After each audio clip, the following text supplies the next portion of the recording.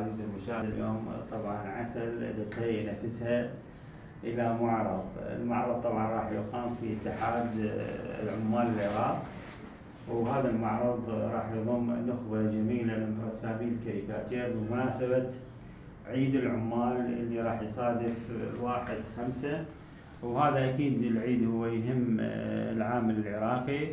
وبدت عسل ما شاء الله عليها ترسم لوحاتها الجميلة، بالإضافة إلى الرسامين اللي راح يشاركون رسامين كبار أمثال طالب الطائي وحمودي عذاب ونخبة من الفنانين الكبار. إن شاء الله يستحسن أو كان يكون ينطف الجمالية الكاريكاتير العراقي ويضاف إلى الكاريكاتير العراقي إن شاء الله.